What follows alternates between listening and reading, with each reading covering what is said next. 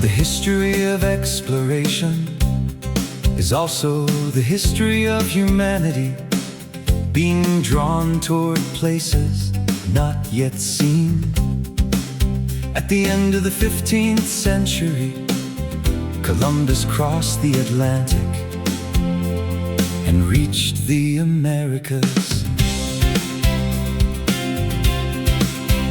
In the 16th century, the fleet of Magellan achieved the first circumnavigation of the world. Many sailors lost their lives, but their voyage rewrote the map of the world. In the 20th century, the stage of exploration shifted to the poles, the highest mountains, the deep sea, and the sky. In 1911, Amundsen of Norway was the first to reach the South Pole. About a month later, the British team of Scott arrived, but all perished on their return. It was a story of endurance and sacrifice in a harsh environment. In 1953, Edmund Hillary and Tenzing Norgay became the first to stand on the summit of Everest. Their determination showed how strong the human spirit could be against the most difficult obstacles. The expedition of Ernest Shackleton is another story still told today. His ship was trapped in ice with no rescue in sight, yet he brought every member of his crew back alive. It was leadership and courage pushed to the extreme today. Exploration heads toward the deep sea, outer space, and the limits of the human body. Why do people try to cross the boundary? Perhaps because the question itself, what lies beyond, is what makes us human.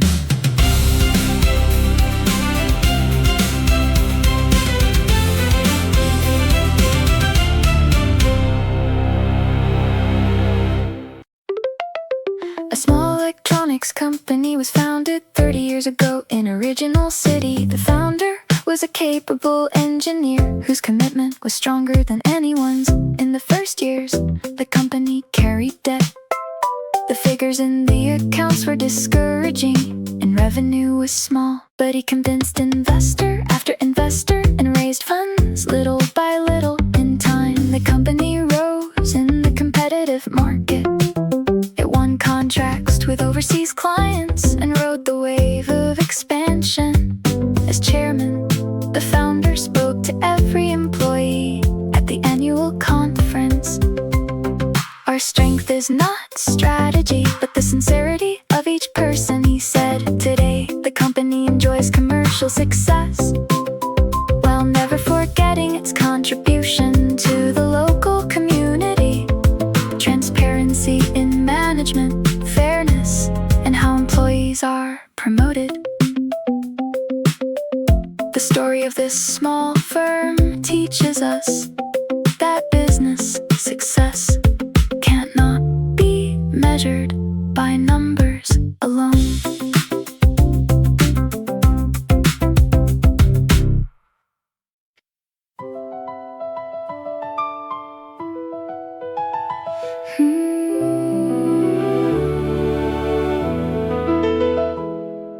Cinema is one of the newest of all the arts, born at the start of the 20th century. In just over 100 years, film has become the center of all entertainment. The power of cinema lies in recreating a story before our eyes. A dramatic scene shakes the heart of the audience, and a comedy creates laughter. A great film presents social issues in a way that fascinates and makes the viewer think. By retelling historical events from a creative angle, it delivers emotional truth that a textbook cannot. Film critics evaluate a work from many sides. Awards such as the Academy Awards have served to make the quality of films known to the world. Watching a film is not mere amusement. In a dark theater, we relive the life of another. What impresses us is not only the beauty of the images, it is because the choices and conflicts of the characters throw questions at our own way of living. In the digital age, the way films are made and watched has changed, but the essence, to move the human heart through story, has not changed one bit since cinema was born with such enthusiasm a century ago.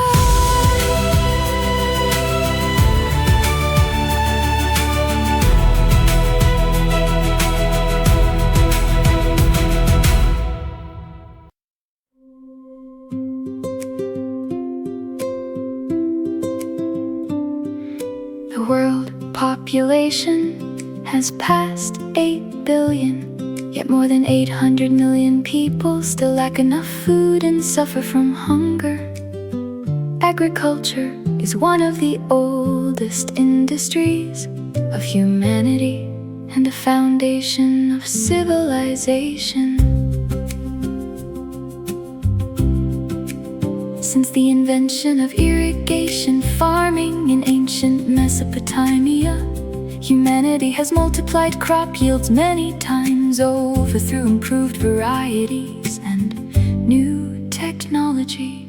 In the green revolution of the 20th century, high-yield varieties and chemical fertilizers dramatically increased food production in Asia and Africa.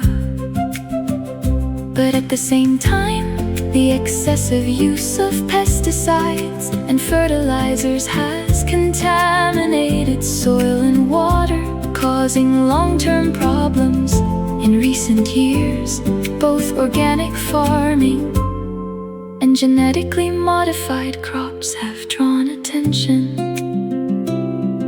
The former is kinder to the environment, but difficult for mass production. The latter raises yields, but leaves concerns about safety. Another major problem is food waste in developed countries. About 1/3 of all food produced is thrown away. In a world where people go hungry, this is a serious contradiction. Solving the food problem requires more than increasing production. Improvement in distribution, reduction of waste, and a change in the awareness of each consumer are all needed to feed the world in a sustainable way. Is the greatest challenge of the coming century.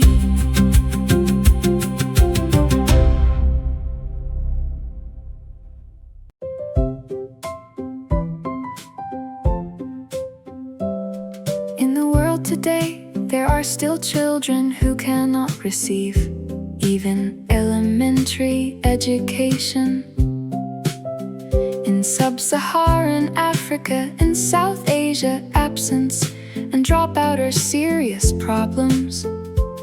What blocks access to education?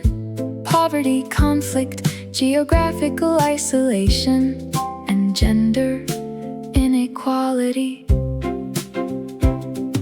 Families unable to pay school fees, villages where children must walk for hours to reach a school, customs that deny girls the right to attend. These disadvantages create deep inequality.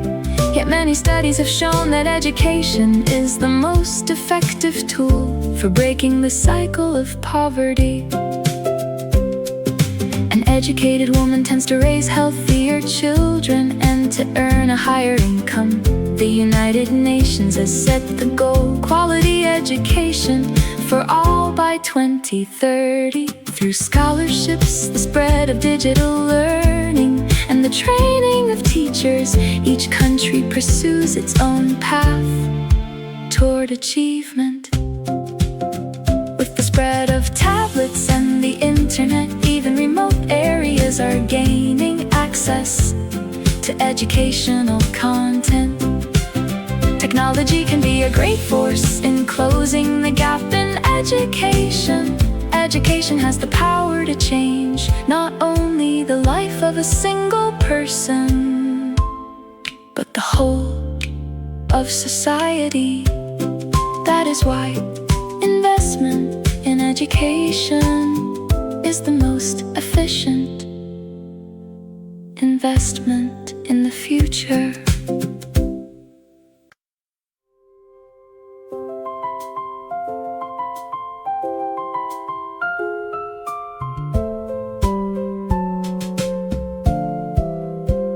The rule of law is the principle that all people are equal before the law, and that no power holder may stand above the law. This principle, which began in ancient Rome, forms the foundation of modern democratic society.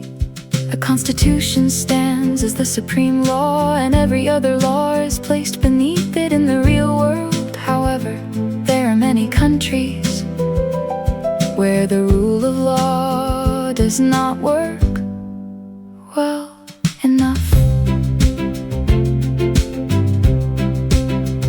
Corruption spreads, and those in power sometimes twist the law to their own advantage. Judges may come under political pressure and lose the ability to make independent decisions. A person who commits a crime is brought to trial, and if found guilty, is confined.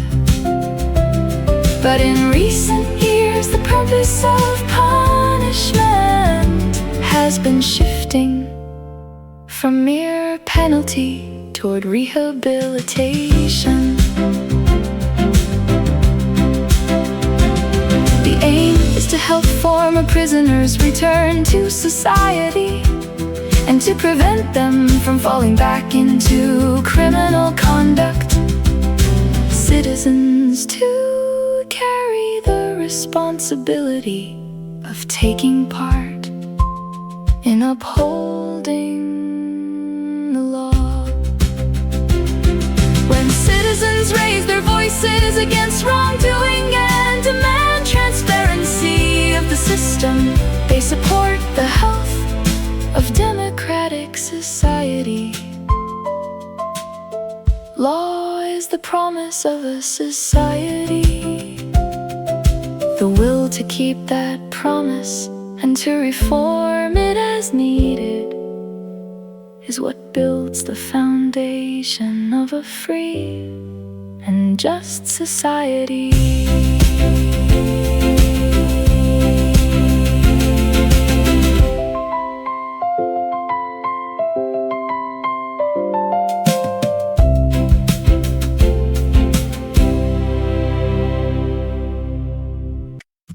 One morning the alarm rang, but I was not eager to get up. I was simply bored. I had been annoyed by the same routine repeating itself every day. I tried to make coffee, but the beans had run out. I walked to the neighborhood cafe and ordered coffee from a clerk I knew knew by sight I had no cash, so I paid by card. On the way back, I met the elderly lady next door.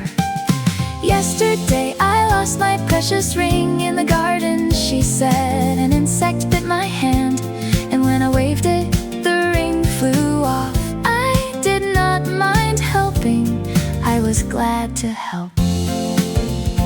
After digging for 15 minutes with a shovel, a golden ring appeared from the soil. She laughed and said, "What good luck you bring, young man. Back at home a friend called. Will you come camping next week?" he asked. I accepted the invitation at once. I would need to borrow a tent. A day I had thought would be boring turned out by the end to be a good day, blessed by circumstance. In the ordinary flow of daily life, small events and conversation are always waiting. Perhaps every day is, after all, a little more comfortable than we think.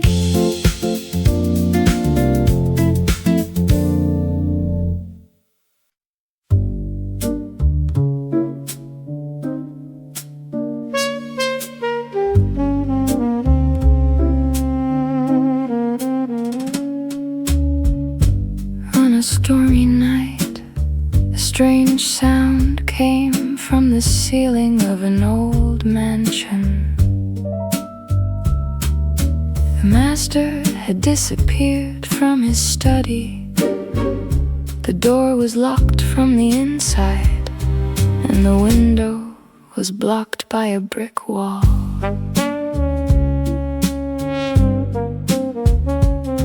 The inspector who received the report rushed to the scene. He walked through the long corridor and entered the study.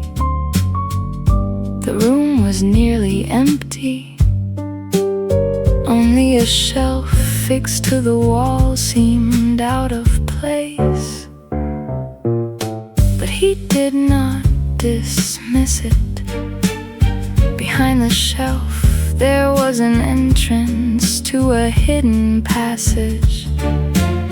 The inspector did not hesitate and went in. The dark corridor led underground. In the basement, the master had been captured.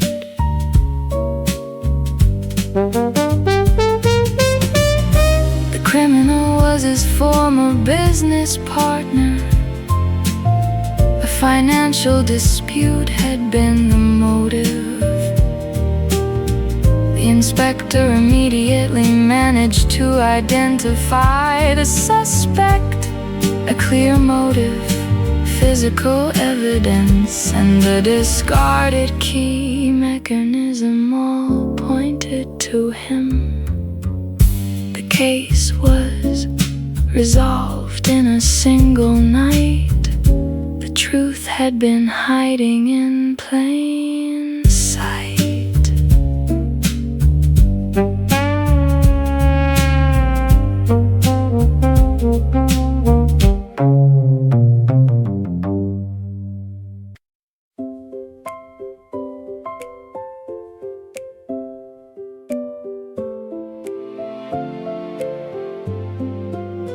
In a democratic nation, voting is one of the most fundamental civic acts.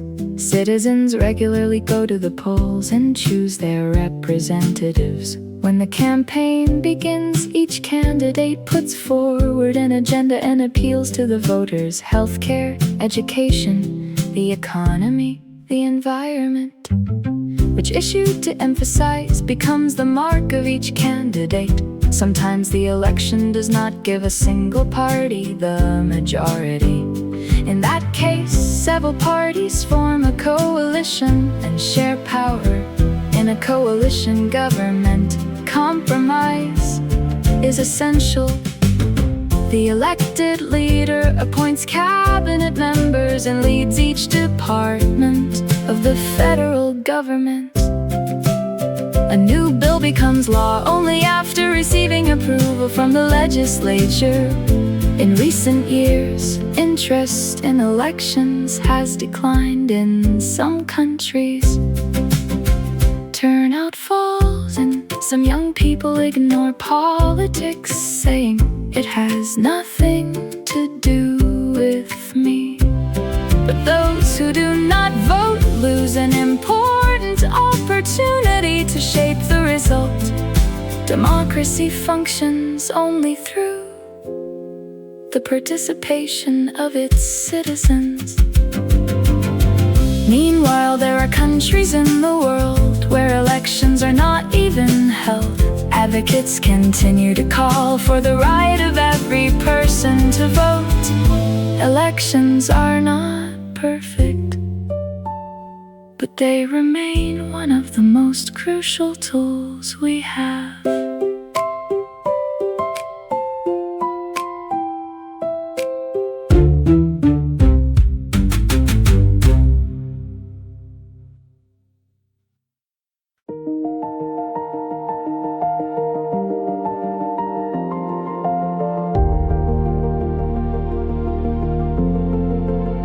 Scientific inquiry begins with a question. Why is the sky blue? Why does metal conduct heat easily? Within everyday doubt lies the seed of science. A scientist first forms a hypothesis. Then an experiment is designed to test it. The conditions are carefully determined, and the equipment is prepared. In the experiment, the factor that could affect the result is controlled as much as possible. Only one factor is changed, while the rest are kept constant. This allows the researcher to distinguish whether the result was caused by that factor. The data obtained are analyzed and compared with the hypothesis. If the result supports the hypothesis, further testing follows. If the hypothesis is rejected, a new explanation is sought. The heart of the scientific method is that any conclusion is temporary. No matter how established a theory may be, there is always the possibility that new evidence will rewrite it. It is this repeated process that has driven the progress of science. From biological research to electronic engineering, each component is carefully examined, and the properties of each compound are described in an elaborate way. Science is the work of an intelligence that never ceases.